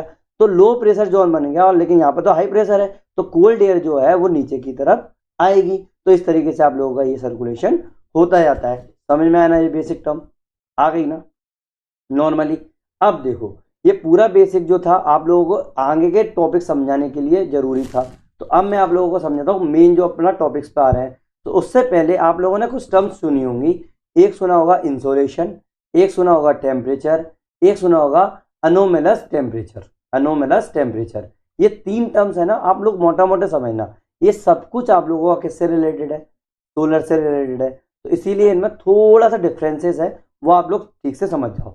देखो इंसोलेशन क्या होता है और टेम्परेचर क्या होता है, दोनों इंसोलेशन और टेम्परेचर क्या होता है, ये फंडामेंटल कंसेप्ट है क्लाइमेटोलॉजी के। सबसे पहले तो ये दिमाग में रखो, इंसोलेशन जो है वो क्या होता है, सोलर रेडिएशन का कितना अमाउंट है, मान लो आपकी अर्थ पर कितना सोलर रेडिएशन आ रहा है, उसको हम लोग क्या बोलेंगे, इंसोलेशन बोलेंगे। क्या बोलेंगे, इंसोलेशन बोलेंगे। मतलब इनकमिंग सोलर रेडिएशन को हम लोग क्या बोलेंगे, इंसोलेशन बोलेंगे। ठीक है, अब देखो सन से हमारी अर्थ पर हर रोज क्या आ रहा है, टेम्परेचर आ रहा है, सीधा सीधा गर्म होता है ये। अब एक बात बताओ, अगर सोलर का तो बहुत ज़्यादा टेम्परेचर हाई है, तो अगर ये टेम्परेचर डायरेक्ट हमारे अर्थ पर आएगा तो क्या हमारी अर्थ गर्म नहीं होगी, पूरी की पूरी जल जाएंगे हम तो भाई, अच्छा खासा। लेकिन फिर भी हम लोग जल क्यों नहीं रहे हैं, है कि नहीं। तो देखो एक्चुअली में क्या होता है कि, और अगर और एक साइड तो दिख रहा है ना आप लोगों को, जो सन जो है, सन की जो रे है हमेशा दिन में ही तो पड़ रही है, रात में तो नहीं पड़ रही। तो दिन में हम लोगों को जल जाना चाहिए, पूरी तरीके से बर्न आउट हो जाना चाहिए, और रात में यहाँ पर बिल्कुल ठंडा आनी चाहिए, बिल्कुल ठंड आनी चाहिए। तो ये क्यों नहीं हो रहा है, ये नहीं हो रहा है क्योंकि आप लोगों का जो सोलर रेडिएशन है ना, उसका सर्कुलेशन हो रहा है ऑटोमेटिक एटमॉस्फेयर में। समझ में आया ना ये वाली बात, आई ना ये वाली बात। तो इसका मतलब जो इसका टेम्परेचर है वो इसको ऑटोमेटिकली रेगुलेट कर रही है, और ऑन एन एवरेज अपने जो अर्थ का एवरेज जो टेम्परेचर है वो 15 डिग्री पर सेट हो जा रहा है। वो मैं आप लोगों को आगे और बताता चलूंगा, समझ में आया ना। तो इंसोलेशन किसको बोलते हैं, आप लोगों का इनकमिंग सोलर रेडिएशन को हम लोग क्या बोलते हैं, इंसोलेशन बोलते हैं, जो कि आप लोगों के अर्थ के सरफेस पर पहुंच रही है। ठीक है, अब टेम्परेचर क्या हो रहा है भाई, टेम्परेचर क्या करता है, आप लोगों का कितना गर्म हो रहा है या फिर कितना ठंडा हो रहा है एटमॉस्फेयर, कितना गर्म और कितना ठंडा हो रहा है एटमॉस्फेयर, उसका मेजरमेंट है क्या, टेम्परेचर। तो मतलब अगर सोलर रेडिएशन आ रही है, सोलर रेडिएशन आ रही है, उसको तब हम लोग क्या बोलेंगे, इंसोलेशन बोलेंगे। और टेम्परेचर क्या बोलेंगे कि कितना गर्म और कितना ठंडा हो रहा है हम लोगों का एटमॉस्फेयर। और एनोमेलस टेम्परेचर क्या होता है, ये इंडिकेट करता है deviation from the unexpected temperature norms को। मतलब कि कितना, मतलब अपन लोगों ने एक्सपेक्ट किया है कि यहाँ पर मान लो आप लोग, अपन लोग देखते हैं ना कि हम लोगों का जो सरफेस पर जो टेम्परेचर है, सरफेस पर टेम्परेचर है वो हाई होगा और ऊपर बढ़ते के साथ साथ कोल्ड होता चला जाएगा। बट हो सकता है कि बीच में कोई ना कोई प्रॉब्लम आ जाए कि यहाँ पर मेरा कोल्ड नहीं, यहाँ पर हाई ही हो, या फिर यहाँ पर मेरा कभी कोल्ड हो जाए नीचे की तरफ। तो इसको क्या बोलूंगा भाई, अनएक्सपेक्टेड टेम्परेचर नॉर्म्स हो गए ना यहाँ पे, ये तो मैंने एक्सपेक्ट किया ही नहीं था। या फिर हम लोगों के डेजर्ट इलाके का टेम्परेचर मान लो 45 डिग्री 35 डिग्री एवरेज है, तो अगर वो टेम्परेचर 35 ना होके हम लोगों का हो सकता है 20 डिग्री रह गया फिर, तो ये अनएक्सपेक्टेड टेम्परेचर नॉर्म्स आ गए ना। तो ये एनोमलस टेम्परेचर जो इंडिकेट करता है deviation from the unexpected temperature norms. समझ में आई ना ये वाली बात, आ गई ना। तो इंसोलेशन देखो, इंसोलेशन क्या होगा, इनकमिंग सोलर रेडिएशन है received per unit area, per unit area में कितनी हम लोगों को इंसोलेशन रेडिएशन मतलब सोलर रेडिएशन मिलती है। ऑन एन एवरेज अगर मैं वॉट में बात करूं, अगर मैं वॉट में बात करूं, पर स्क्वायर मीटर लगभग अपन लोगों को 1350 वॉट अपन लोगों को पावर मिलती है 1 मीटर क्यूब में। 1 मीटर क्यूब में आप लोगों को 1 मीटर क्यूब एरिया में आप लोगों को लगभग 1350 आप लोगों को क्या मिलती है, वॉटेज पावर मिलती है इसके द्वारा, सोलर रेडिएशन के द्वारा। समझ में आया ना। इसीलिए आप लोग सोलर पैनल का देखते होंगे कि हम लोग सोलर पैनल लग रहे हैं, उससे अपन लोग क्या कर रहे हैं, बिजली प्रोड्यूस कर रहे हैं। ठीक है, it influenced by the factor such as, अब इससे किस चीज से इन्फ्लुएंस होता है ये मैं आप लोगों को बताऊंगा अभी, किससे, लैटिट्यूड से। अब समझ में आया मैंने लैटिट्यूड क्यों बताया, कि अब देखो लैटिट्यूड से इन्फ्लुएंस मैं अब आगे बताता जाऊंगा किस तरीके से होगा जब मैं ये बताऊंगा। ठीक है, अभी मैं फिर से लंबा खिंच जाएगा हम लोगों का। किससे इन्फ्लुएंस किस किस चीज से हो रहा है, latitude, altitude, time of year and atmospheric condition की, क्या कंडीशन है एटमॉस्फेयर की, ये आप लोगों का इंसोलेशन पर इफेक्ट करता है। चलो आप मोटा मोटा भी समझ ही लो। मान लो ये मेरी अर्थ है, ठीक है, और ये मेरा क्या है, इक्वेटर है। अब मेरा सन की रेस कैसे पड़ती है, ऐसे पड़ती है। ठीक है, तो ये जो इक्वेटर है वहां पर तो मेरी क्या होगी, डायरेक्ट सन रेस पड़ेंगी, दैट मीन्स मेरा एंगल जो होगा वो ऐसा होगा। लेकिन जो मेरा अब मेरा जो सन है वो हमेशा ट्रॉपिक्स पर से ऊपर और नीचे नहीं जाता है, अर्थ की पोजीशन पे ट्रॉपिक्स से ऊपर और नीचे नहीं जाता है, मतलब 23.5। ठीक है, तो मेरा सन जो है ना वो हमेशा 23.5 डिग्री से ऊपर और नीचे, लैटिट्यूड से ऊपर और नीचे नहीं जाएगा। दैट मीन्स इतने इलाके में तो मेरा सन की जो रेडिएशन है, रेज हैं, वो डायरेक्ट पड़ेंगी और उसके ऊपर इनडायरेक्ट पड़ेंगी। तो ये लैटिट्यूड के ऊपर डिपेंड किया ना कि इंसोलेशन कितना होगा। जो मेरा 23.5 तक तो डायरेक्ट इंसोलेशन हो रहा है, उसके बाद मेरा इनडायरेक्ट इंसोलेशन हो रहा है, दैट मीन्स कम होता चला जाएगा। तो ये क्या होगा, आप लैटिट्यूड ही तो आपको इन्फ्लुएंस करा है। Second is altitude. अल्टीट्यूड मतलब कितनी ऊंचाई पर आप लोगों का इंसोलेशन हो रहा है, क्योंकि एटमॉस्फेयर का डेंसिटी जो होगी वो नीचे जैसे जैसे आते जाओगे वो इंक्रीज होती चली जाएगी, तो उस पर भी डिपेंड करेगा। और टाइम ऑफ द ईयर मतलब किस टाइम पर आप लोगों का इंसोलेशन हो रहा है। क्या है, आप लोगों को पता है कि सन की जो डायरेक्शन है वो हमेशा टाइम के साथ साथ घटती और बढ़ती जाती है। 21 जून में हम लोगों का 23.5 डिग्री पर आप लोगों का सन जो होता है वो डायरेक्टली वर्टिकली आप लोगों को दिखाई देता है। ऐसे ही आप लोगों का 23 दिसंबर, 22 और 23 दिसंबर को आप लोगों का यहाँ पर होता है साउथ सदर्न हेमिस्फीयर में 23.5 डिग्री पर, मतलब ट्रॉपिक ऑफ कैप्रिकॉर्न पर। समझ में आया ना ये वाली बात, तो उस पर डिपेंड करता है। और एटमॉस्फेरिक कंडीशंस कैसी हैं भाई, हो सकता है कि ऊपर अगर क्लाउड्स हो जाए तो आप लोगों का इंसोलेशन तो रोक देगा ना वो, तो वो चीजें हो गई। समझ में आया ना। It drives the earth weather, ये क्या करता है, आप लोगों की वेदर को ड्राइव करता है, क्लाइमेट का कैसा पैटर्न है उसको भी ड्राइव करता है, और heating the surface and atmosphere, और आप लोगों के सरफेस और एटमॉस्फेयर को हीट करने में हेल्प करता है। Next is temperature. Temperature is the measure of the thermal energy. क्या है, पूरा एक मेजर है थर्मल एनर्जी का, किसमें, एटमॉस्फेयर में, जो कि टिपिकली मेजर होता है अपना किसमें, डिग्री सेल्सियस में और फ़ारेनहाइट में। किसमें, डिग्री सेल्सियस में या फिर फ़ारेनहाइट में, है कि नहीं। समझ में आई नहीं वाली बात। वेट, अब ये किससे अफेक्ट होता है भाई, इंसोलेशन से। भाई अपना एकमात्र जो सोर्स है एनर्जी का, ठीक है, सोर्स है एनर्जी का, वो क्या है, सन है। तो जितना इंसोलेशन होगा उसी के ऊपर तो टेम्परेचर डिपेंड करेगा, है कि नहीं है। तो वो सन का जो है वो टेम्परेचर डिपेंड कर रहा है, तो इंसोलेशन डिपेंड करता है। बट कुछ और फैक्टर्स होते हैं जैसे अल्टीट्यूड, ओशन करंट और एटमॉस्फेरिक सर्कुलेशन, ये भी आप लोगों का टेम्परेचर डिपेंड करता है इस पर भी। ये मैं आप लोगों को आगे डिटेल में बताऊंगा, क्योंकि मेन अपन लोग टेम्परेचर कर रहे हैं। Another thing is anomalous temperature. Anomalous temperature, anomalous temperature क्या होता है, deviation from the average temperature from the given period. मतलब मान लो हम लोगों का जून में क्या होती है, गर्मी पड़ती है, बट जून में अगर सर्दी पड़ गई तो, जून में आप लोगों को विंटर आ गई तो एनोमलस हो गया ना। किसी जगह पर, पर्टिकुलर जगह की बात कर रहा हूं मैं, तो गिवन पीरियड के अंदर पर्टिकुलर प्लेस के अंदर आप लोगों का अगर एवरेज टेम्परेचर अलग से डेविएट कर गया तो क्या होगा, अनोमलस टेम्परेचर। पॉजिटिव अनोमलिस किसको बोलते हैं भाई, देखो एनोमलिस दो टाइप की हो सकती है, एक पॉजिटिव एक नेगेटिव। तो पॉजिटिव एनोमलिस का मतलब होता है कि वार्म हो जाएगा टेम्परेचर, मतलब टेम्परेचर हाई हो जाएगा, जितना एवरेज टेम्परेचर होगा ना उससे ज़्यादा का टेम्परेचर होगा उसको हम लोग क्या बोलेंगे, पॉजिटिव अनोमलिस बोलेंगे। और अगर टेम्परेचर, अगर आप लोगों का कोल्ड हो गया, जितना आप लोगों का एवरेज टेम्परेचर होता है उससे अगर कोल्ड हो गया, उसको हम लोग क्या बोलेंगे, नेगेटिव अनोमलीज बोलेंगे। ये जो अनोमलीज है ना वो बिल्कुल अपना नेचुरल वेरिएबिलिटी और एंथ्रोपोजेनिक फैक्टर्स पर डिपेंड करता है ना। ये जो एनोमलीज है ना वो आपका रिजल्ट होता है फ्रॉम नेचुरल वेरिएबिलिटी और the anthropogenic factors like climatic change, climate change. समझ में आया ना, ये जो एनिमलीज है वो रिजल्ट करती हैं फ्रॉम नेचुरल वेरिएबिलिटी और anthropogenic factor like climatic change. समझ में आया ना ये वाली बात। नेक्स्ट, अब मेन की डिफरेंसेस क्या होगी, वही की वही चीज़ें द्वारा से लिख दी है मैंने। इंसोलेशन क्या है, इनकमिंग सोलर रेडिएशन है। टेम्परेचर क्या है, मेजरमेंट ऑफ हीट है। एनोमलिस टेम्परेचर क्या है, जो सिग्निफाइज करता है एक्सपेक्टेड टेम्परेचर वेरिएशंस को।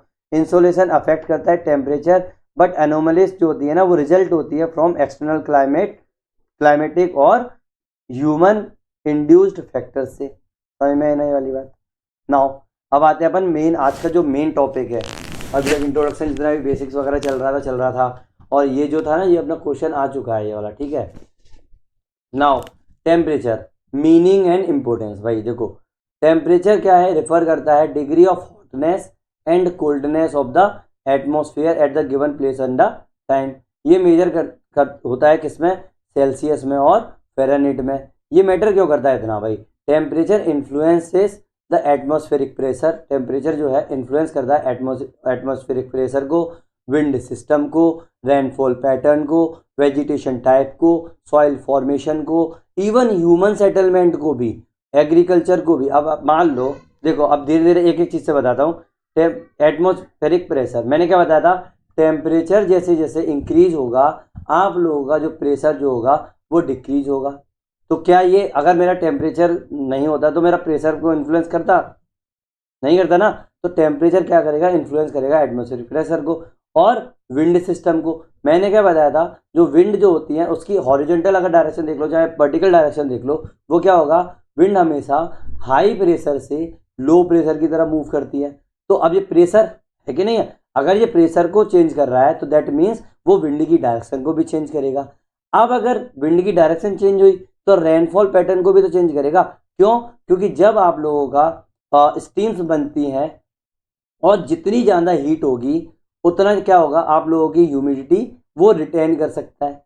अगर मेरा टेम्परेचर कम हुआ तो ह्यूमिडिटी रिटेन नहीं कर पाएगा और जो वाटर मॉलिक्यूल्स हैं वो आप लोगों के आपस में चिपक जाएंगे और क्या होगा, रेनफॉल हो जाएगा, है कि नहीं है, रेनफॉल हो जाएगा। या फिर आप लोगों के प्रेसिपिटेशन जो होगी पूरा का पूरा, चाहे वो हेल स्टॉर्म्स हो चाहे वो आप लोगों का कुछ भी हो, तो क्या होगा, वो भी आप लोगों का होगा। तो मतलब क्या है, टेम्परेचर पे तो डिपेंड कर रहा है। और टेम्परेचर पे डिपेंड क्या करेगा, वेजिटेशंस करेंगे भाई।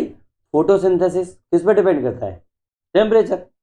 सॉइल फॉर्मेशन, सॉइल, अब जैसे वेजिटेशन पे अगर डिपेंड कर, वेजिटेशन के टाइप जो डिपेंड कर रहे हैं, अगर वेजिटेशन हाई हुई सॉइल फॉर्मेशन अलग होगा, लो हुई तो सॉइल फॉर्मेशन अलग होगा। ऊपर से जब मैंने आप लोगों को रॉक स्ट्रक्चर्स बताए थे तो उस टाइम पर भी बताया था कि रॉक में जो मैकेनिकल वेदरिंग होती है, मैकेनिकल वेदरिंग होती है उस पर टेम्परेचर का काफ़ी इफेक्ट पड़ता है। समझ में आया ना, बियर एंड टीयर भूल गए, बार बार रॉक का साइज कम होना ज़्यादा होना, बार बार टेम्परेचर इंक्रीज होगा साइज इंक्रीज होगा, टेम्परेचर कम होगा साइज कम होगा, और ये रिपीटेड साइकिल अगर चलती रहेगी तो क्या होगा, आप लोगों का सॉइल फॉर्मेशन होगा, क्योंकि वो ग्रेन्यूल्स में टूटता चला जाएगा। और ह्यूमन सेटलमेंट पर भी डिपेंड कर देगा। जहां पर आप लोगों का टेम्परेचर हाई होगा ह्यूमन वहां पर कैसे सर्वाइव करेगा, है कि नहीं है। जहां पर आप लोगों का टेम्परेचर बहुत ज़्यादा हाई होगा और जहां पर लो होगा वहां पर भी, जैसे आप लोगों ने हिल एरियाज देखे होंगे जहां पर टेम्परेचर कम है वहां पर कहाँ मिलते हैं ह्यूमन ज़्यादा, ठीक है। और मतलब ह्यूमन को, बॉडी को जितने टेम्परेचर की ज़रूरत होगी, अगर उतना टेम्परेचर अपन को किसी जगह पर मिल गया तो वहां पर हम लोगों का ह्यूमन सेटलमेंट ज़्यादा होगा। ऊपर से एग्रीकल्चर भी इसी पर डिपेंड करता है। समझ में आया ना। अब एक चीज़ और होती है इसके अंदर, ग्लोबल डिस्ट्रीब्यूशन अगर देखा जाए, एक होता है आइसोथर्म। आइसो का मतलब होता है सिंगल, एक जैसा। थम, थम्स का मतलब आप समझ पा रहे हो, टेम्परेचर। मतलब ऐसी लाइंस जो आप लोगों के ऐसे जगहों को प्लेस कर दें जहां पर आप लोगों को इक्वल टेम्परेचर मिले। मतलब मान लो यहाँ पर मेरा इक्वल टेम्परेचर है, यहाँ एक इक्वल टेम्परेचर है, मतलब यहाँ पर 20 डिग्री है, यहाँ 20 डिग्री है, यहाँ 20 डिग्री है, यहाँ 30 हो गया, यहाँ 30 हो गया, तो मेरी आइसोथर्म्स क्या होंगे, मैं इस तरीके से आइसोथर्म्स बना दूंगा, है कि नहीं। ये 30 वाली आइसोथर्म्स हो जाएंगी, ये वाली। तो आइसोथर्म्स का मतलब क्या होता है, line joining places with equal temperature. ये क्या शो करता है कि कैसे टेम्परेचर वेरी करता है पूरे ग्लोब के ऊपर। क्या है, हमेशा जो टेम्परेचर होगा ना वो एक जैसा नहीं होता है, वो टाइम के साथ साथ वो चेंज होता रहता है। क्यों, क्योंकि जो सन की पोजीशन है आप लोगों की इक्वेटर से ट्रॉपिक्स की तरफ हर साल शिफ्ट होती चली जाती है। जैसे जैसे सन की पोजीशन चेंज होगी वैसे वैसे आप लोगों का टेम्परेचर चेंज होगा। और ये हम लोगों को कौन इंडिकेट करेगा, आइसोथर्म्स इंडिकेट करेंगी। ये लाइन जो होती है ना वो बेंड होती है, क्योंकि लैंड और ओशन कॉन्ट्रास्ट कर रहे हैं, आल्टीट्यूड हो रहा है, सीजनल चेंजेस हो रहे हैं, मतलब एक दूसरे पर पैरेलल नहीं होती है। एग्जाम्पल, जनवरी में देखो, जे मैं जब एनसीईआरटी की जब सीरीज बताऊंगा ना धीरे धीरे तब मैं और डिटेल में बताऊंगा। और अगर आगे जरूरत पड़ी आइसोथर्म्स की, वैसे पड़ेगी जरूरत मुझे पता है, तब भी मैं आप लोगों को आइसोथर्म्स के बारे में बताऊंगा, क्योंकि प्री में भी क्वेश्चन इसके ऊपर पूछने लगे हैं, ठीक है। नोट्स में नहीं बनाना है, इस चक्कर में मैं ज़्यादा इसमें डिटेल में नहीं बता रहा हूँ। तो जनवरी में आइसोथर्म जो होते हैं वो बेंड करते हैं किधर की तरफ, साउथवर्ड ओवर कॉन्टिनेंट, कॉन्टिनेंट के ऊपर साउथ की तरफ आप लोगों के आइसोथर्म बेंड कर जाते हैं ड्यू टू कोल्ड लैंड। क्यों? जनवरी में सर्दी होती है, सर्दी होगी तो ठंड ऊपर बढ़ेगी, तो नीचे क्या होगे, जो आइसोथर्म जो जो ऊपर थे वो नीचे की तरफ आ जाएंगे, कहाँ पर, लैंड की तरफ। और northward over the ocean due to the warmer water, कि अब पानी तो गर्म होता है, ठीक है, पानी गर्म होता है। देखो ये चीज़ मैं आपको मोटा मोटा बता दूं कि आप लोगों को पता होगा कि आप लोगों का जो लैंड एरिया है ना वो बहुत जल्दी हीटअप होता है एज कंपेयर टू वाटर। और अगर अपने आप उसको ठंडा होना हो तो लैंड एरिया की जो ठंडा और गर्म होने की जो स्पीड है ना वो वाटर के ठंडा और गर्म होने की स्पीड से काफ़ी कम है। तो मान लो दिन में अगर, मतलब गर्मी में अगर ये बहुत ज़्यादा गर्म हो गया दिन में, तो ये तो इसके कंपेयर में ये ठंडा रहा ना, है कि नहीं है। तो इसीलिए जनवरी में जब मेरा लैंड एरिया बहुत ज़्यादा ठंडा होता है तो एज कंपेयर जो वाटर जो होगा वो मेरा क्या होगा, गर्म होगा। तो दैट मीन्स जो मेरे आइसोथर्म्स है ना वो गर्मियों में, मतलब सर्दियों में वो है वो लैंड एरिया पर साउथ की तरफ मुड़ेंगे। साउथ की तरफ मतलब गर्म है ना, तो नीचे की तरफ मुड़ेंगे। और जो वाटर वाला एरिया है वो नॉर्थ की तरफ मुड़ेंगे। समझ में आने वाली बात, ठीक है। अब ये जुलाई में उल्टा वाला मैंने डायग्राम बनाया, देखो ये आइसोथर्म्स है, ये आप लोगों को जो लाइंस दिखाई दे रही है ना उल्टी सीधी, ये देखो ये अपने वो गए, ये लैटिट्यूड हो गए, ये देखो उल्टी सीधी लाइंस दिखाई दे रही है, ये वाली ये आप लोगों को क्या है, आइसोथर्म्स है। ये क्या है आप लोगों के, आइसोथर्म्स है। अब ये देखो रीजन से बहुत ज़्यादा हॉट है, ये वो वाला इलाका है। अब जुलाई में उल्टा होता है, जुलाई में क्या होगा, आप लोगों का जो लैंड एरिया है, लैंड एरिया पे आइसोथर्म जो होंगे वो नॉर्थवर्ड मूव करेंगे। तो देखो ये किस तरीके से इधर की तरफ नॉर्थ की तरफ मूव कर गए ना, देखो इस तरीके से टिल्ट होगा ना, ये इस तरीके से घूम गए नॉर्थ की तरफ। और जो आप लोगों का वाटर एरिया है वो आप लोगों का लगभग पैरेलल होगा या फिर आप लोगों को साउथ की तरफ मूव करेंगे। तो ये देखो बिल्कुल पैरेलल हो गया या साउथ की तरफ मूव कर गया, देखो है कि नहीं है। आइसोथर्म मोटा मोटा इतना समझ लो, जरूरी नहीं है अभी माइंड लगाने की इसमें, जो अपन लोग पढ़ रहे हैं बस वो करो। मैं आप लोगों को आगे बताऊंगा तब ये बताऊंगा, ये भी केवल आप लोगों को हिंट दिया, समझ में आई ना। अब देखो फैक्टर्स इन्फ्लुएंसिंग टेम्परेचर, कौन कौन से फैक्टर जो हैं वो आप लोगों के टेम्परेचर को इन्फ्लुएंस कर रहे हैं। देखो पहले बात तो एक्सप्लेनेशन देख लो। लैटिट्यूड जो है पहला है फैक्टर लैटिट्यूड, मैंने क्या 6 फैक्टर्स लिखे हुए हैं, और भी आप लोगों के माइंड में है तो आप कर लेना। लैटिट्यूड जो है एक पहला फैक्टर है। लैटिट्यूड डिटरमाइन करता है कि एंगल, कि किस एंगल पर सोलर रे जो है वो स्ट्राइक कर रही हैं अर्थ को। देखो एक्चुअली मेरा क्या है, अर्थ ऐसा है, समझना ये चीज़ मैं समझाता हूँ आपको। ये मेरा अर्थ ऐसा है और ये मेरा सन है, दूर से सन। अब मेरा सन अगर यहाँ हुआ, मैं 23 तक रख रहा हूँ, तो मेरी सन की जो रेज है वो मेरी क्या होंगी, पैरेलल होंगी। ये मेरा सन हो गया, मान लो ये मेरी होंगी यहाँ पर पैरेलल होंगी। दैट मीन्स एंगल क्या होगा, 90 डिग्री होगा। अब अगर 90 डिग्री हुआ, अगर मेरी सन की रे अगर डायरेक्ट मेरी सरफेस पर गई तो क्या होगा, वो डायरेक्ट इसको हीट करेगी, है ना। तो टेम्परेचर क्या होगा, ज़्यादा होगा अगर मेरी डायरेक्ट पड़ी तो सनरेज। और अगर मेरा अब इसके बाद तो क्या होगी, टिल्टिंग होगी, फिर मेरी सनरेज किस तरीके से पड़ेगी, ऐसे, क्योंकि डायरेक्ट तो आ नहीं रही है हॉरिजॉन्टल, तो ये थोड़ी थोड़ी सी टिल्टिंग हो जाएगी। तो अगर मेरी सनरे इस तरीके से पड़ी, ऐसे कम हुई, तो क्या होगा, यहाँ पर मेरा टेम्परेचर थोड़ा सा कम होगा इसके मुकाबले, तो टेम्परेचर कम होगी। दैट मीन्स किस एंगल पर मेरी सनरेज को स्ट्राइक कर रही हैं अर्थ पर, जैसे इक्वेटर है ना, near equator the sun rays are more direct. Equator पे सन रेज डायरेक्ट होती है, मैंने बताया ना। अब टाइम के साथ साथ वो होती है, ये ऐसा नहीं है कि हमेशा ही होगी भाई, वो तो मेरा सन तो मूव करता जाता है ना, कि ऊपर जैसे जैसे मेरा बढ़ता जाऊंगा ऐसे ऐसे मूव करता चला जाएगा। मतलब आप लोगों का मार्च में ये क्या होता है, आप लोगों के इक्वेटर पे आता है, जून में आप लोगों का ट्रॉपिक ऑफ कैंसर पे जाता है, दिसंबर में आप लोगों का ट्रॉपिक ऑफ कैप्रिकॉर्न पे जाता है कि नहीं है।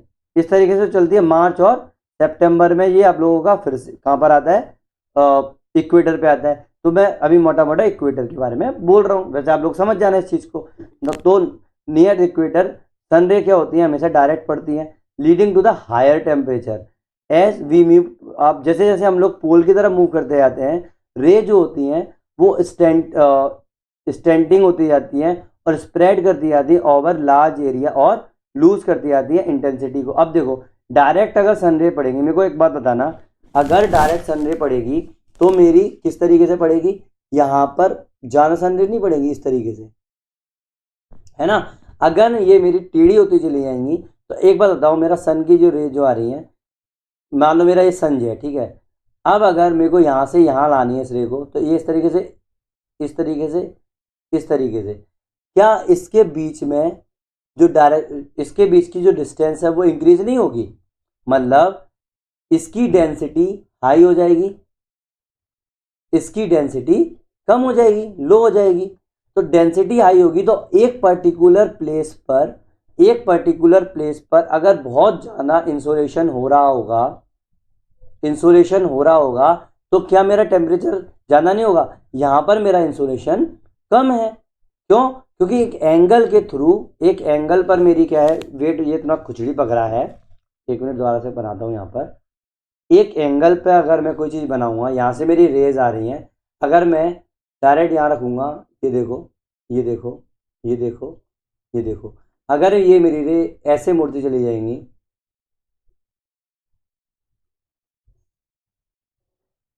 सोच तो मेरा वही है ना, ठीक है, बहुत दूर तक। तो ये वाला इलाके में मेरी क्या होगी, वो ज़्यादा मेरी डेंसिटी होगी, यहाँ पर मेरी कम डेंसिटी होगी। तो एक पर्टिकुलर एरिया पर अगर बहुत ज़्यादा आप लोगों की रे पड़ रही होगी तो क्या होगा, वो हीट अप नहीं होगी। आप लोगों ने बचपन में एक वो चीज़ देखोगी, जब आप एक लेंस यूज़ करते हो और उसको फोकस करके एक जगह पर लेके आते हो, तो आप लोगों का कोई भी चीज़ में आग लग जाती है ना। समझ में आया ना? वैसे तो नहीं लग रही है, तो वहाँ पर क्या होगा, टेम्परेचर इंक्रीज हो गया। तो वही चीज़ है। तो अगर इसे स्टेगनेशन हो जाएगा तो बहुत ज़्यादा दूर तक स्प्रेड हो गई, अब स्प्रेड हो गई तो क्या होगा, लार्जर एरिया में स्प्रेड हो जाएगी, तो इंटेंसिटी कम हो जाती है। तो ऑब्वियस सी बात है, लैटिट्यूड पर ये डिपेंड करता है। मान लो ये 0 डिग्री है, ये 90 डिग्री है, 90 डिग्री पे तो बहुत ज़्यादा ही दूर इंटेंसिटी हो जाएगी। तो इसीलिए तो आप लोगों का नॉर्थ पोल में और साउथ पोल में बर्फ जमी होती है, ठीक है। इम्पैक्ट क्या हुआ इसका, इक्वेटोरियल रीजन कॉन्स्टेंटली हॉट होते हैं, कंसिस्टेंटली हॉट होते हैं, वाइल पोलर रीजन कोल्ड होते हैं through out the year. Example के तौर पर चेन्नई का जो टेम्परेचर है, मतलब 13 डिग्री नॉर्थ पर चेन्नई की पोजीशन है, 13 डिग्री नॉर्थ पर, वो वार्म है, वार्मर देन दी शिमला। शिमला पर कितना है, 31 डिग्री नॉर्थ, क्योंकि प्रॉक्सिमिटी ऑफ द इक्वेटर पर डिपेंड करता है। क्यों? इक्वेटर के पास में कौन सी है, ये है, और शिमला का है 31 डिग्री नॉर्थ पर। ऑब्वियस ही बात है। तो शिमला तो 23 से भी ऊपर उठ गया ना, तो इसीलिए यहाँ पर गर्मी होती है, तो सर्दी होती है। समझ में आया ना? अब देखो थिंकर क्या है, जीसी लियोंग ने एम्फेसाइज किया है एंगल ऑफ इंसिडेंस के ऊपर as a key factor in the temperature variation. वही angle of incidence, angle of incidence इसी को तो बोल रहे हैं कि भाई किस एंगल से ये इंसाइड कर रही है कि नहीं है। कीवर्ड्स देख लो, आपको हमेशा अगर लैटिट्यूड वाले इन्फ्लुएंस में बात करोगे तो कीवर्ड देख लो, इंसोलेशन, सोलर डिक्लिनेशन और इंसोलेशन ग्रेडियंट। इंसोलेशन क्या होता है, solar energy received at the surface, solar energy received at the surface को क्या बोलते हैं अपन लोग, इंसोलेशन बोलते हैं।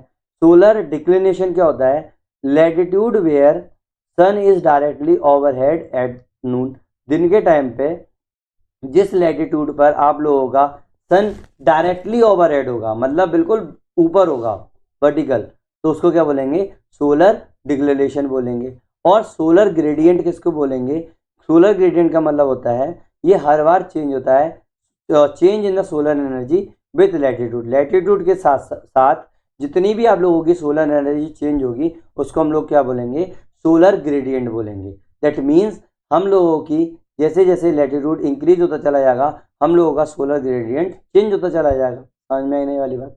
तो देखो मोटा मोटा जीसी लियोंग से ही मैंने डायरेक्ट डायग्राम बना लिया है, ठीक है, जीसी लियोंग से। तो देखो ये मेरा क्या है, ये मेरा क्या है, अर्थ है। अब देखो ये मेरा है आर्कटिक सर्कल, ये है इक्वेटर, ये है मेरा एंटार्क्टिक, ये साउथ पोल हो गया, ये नॉर्थ पोल हो गया। अब ये इतना क्या है, मेरा एटमोसफियर है, ये मेरा एटमोसफियर है ब्लैक वाला, ठीक है। तो मेरा जो 0 डिग्री है उसको मैं क्या बोलूँगा, लो लैटिट्यूड, क्या बोलूँगा, लो लैटिट्यूड। और जैसे जैसे मैं ऊपर बढ़ता जाऊँगा वो मेरा हो जाएगा हाई लैटिट्यूड। ऐसे ही low latitude, mid latitude, high latitude, इस तरीके से बात करते हैं बीच में। तो लो लैटिट्यूड का मतलब ये हो गया अपना ये वाला इलाका, ठीक है। तो यहाँ पर मेरी सन रे है वो डायरेक्ट पड़ेगी, देखो रे 1 फिर रे 2। अब देखो यहाँ पर शॉर्टर डिस्टेंस है, डायरेक्ट रे पड़ रही है, ठीक है। तो यहाँ पर क्या होगा, मेरा हाई टेम्परेचर होगा। सन रे सोलर इंसोलेशन हो रहा है यहाँ पर। R2 लॉन्गर डिस्टेंस हो रही है, देखो ये दिख रहा है, ये पड़ रहा है आप लोगों का, ये मेरा क्या हुआ, यहाँ से ये एटमोस्फियर है, यहाँ से इतना हुआ, ये देखो लॉन्गर डिस्टेंस, यहाँ पर ये लॉन्गर हो गया, तो मेरा पहला कहाँ पड़ रहा था, डायरेक्ट यहाँ पे पड़ रहा था ये वाले डिस्टेंस पे, ठीक है। यहाँ पर क्या पड़ रहा है, एंगल आ गया, देखो क्यों, क्योंकि मेरी अर्थ क्या है, गोल है ना, ठीक है, तो इसलिए मेरा क्या हो जाएगा, लो टेम्परेचर हो जाएगा। समझ में आने वाली बात, टेम्परेचर वाली बात। Next altitude, next is altitude. जैसे जैसे हम लोग का इंक्रीज होता जाता है अल्टीट्यूड को, टेम्परेचर डिक्रीज होता जाता है। मैंने बताया था आपको ट्रोपोस्फियर के अंदर डिक्रीज होता चला जाता है। ये क्यों होता है, क्योंकि एटमोस्फियर थिन होता चला जाता है, एटमोस्फियर थिन होता चला जाता है और less able to retain heat, तो हीट को रिटेन नहीं कर पाता है। ऑल्सो ग्राउंड जो होता है वो एब्जॉर्ब कर लेता है हीट को, और वार्म हीट जो एयर होगी ना वो वहां पर ब्लो करती है। तो हायर एलिवेशन जो होता है ना वो रिसीव करता है लेस दिस वार्मिंग, है ना, वो रिसीव करता है less this warming. Standard rate क्या बोलेंगे इसकी, टेम्परेचर जो ड्रॉप होगा ना वो approximately 6.5 degree for every 1000 metre जो होगा ना एलिवेशन के ऊपर, वो आप लोगों का ड्रॉप करेगा, है कि नहीं। एग्जाम्पल ले लो, शिमला में कितना है, लगभग 2.2 किलोमीटर है, वो बहुत ज़्यादा कोल्ड होता है दिल्ली से जो सिर्फ 200 मीटर 216 मीटर ऊंचा है, despite being at the lower latitude, despite being at the lower latitude. चाहे अब देखो लैटिट्यूड चाहे लोअर है, एक ही जगह पर तो है, दोनों दोनों लोअर लैटिट्यूड में है, लेकिन फिर भी अल्टीट्यूड के कारण आप लोगों का दिल्ली और शिमला के टेम्परेचर में काफ़ी अंतर आता है। थिंकर देखो, Critchfield discuss the environmental lapse rate this troposphere, कौन क्रिटिफाइड, क्रिचफील्ड ने डिस्कस किया था इसको, एनवायरमेंटल रेट को। तो एडियाबैटिक कूलिंग कीवर्ड्स है, एडियाबैटिक कूलिंग क्यों, क्योंकि सरफेस ऑफ द अर्थ जो है वो हीटेड है, तो वो अपनी क्या है, एयर को गर्म कर रहा है या फिर ठंडा कर रहा है। एडियाबैटिक कूलिंग का मतलब होता है cooling of rising air due to the expansion without heat exchange. चलो मैं बता ही देता हूँ कि देखो मोटा मोटा जब आप लोगों का ऊपर की तरफ जो है, ऊपर की तरफ एयर बढ़ती है, नीचे क्या है, हॉट है, तो ऊपर क्या है, मेरा टेम्परेचर लो है, तो ऊपर क्या होगा, ये जो मॉलिक्यूल्स होंगे आपस में दूर होते चले जाएंगे, तो वो क्या होगा, वो चीज़ ठंडी होती चली जाएगी। आपको भी कोई चीज़ ठंडी करनी होती है तो दूर दूर नहीं कर देता उसको, है कि नहीं। तो ये क्या हो जाएगा, एक्सपांड करेगी, तो हीट क्या होगी, हीट एक्सचेंज हो जाएगी। तो cooling of the rising air, तो ऊपर क्या होगा, यहाँ पर ये इसके साथ में कोल्ड हो जाएगी एयर ये वाली, तो बस वही है, cooling of the rising air due to the expansion without heat exchange, कोई हीट एक्सचेंज नहीं हो रही है, ऑटोमेटिक वो चीज़ ठंडी हो रही है।